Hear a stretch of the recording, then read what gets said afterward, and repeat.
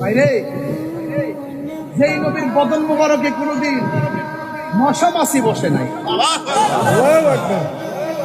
সেই নবীর নুরানি বদন মুবারকে পাথর মারে।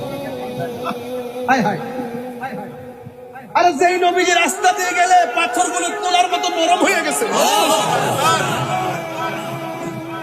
যেই নবী গাছের পাশ দিয়ে গেলে গাছগুলো ঝুঁকে গিয়ে রসুল,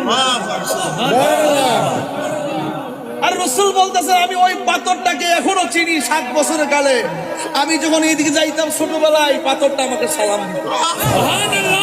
বলেন ওই পাথরটা আমি এখনো। আরে রসুল্লাহকে শুধু নয়, রসুল্লাহ গুলাম যদি বলতো আমি নবীর কাছে যাব, সামনে ভাত করছে,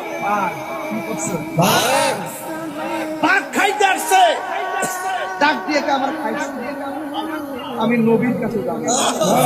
পাগের লেজ নামায় দিয়া নবীর বাড়িতে যাওয়ার রাস্তা দেখাই দিচ্ছে।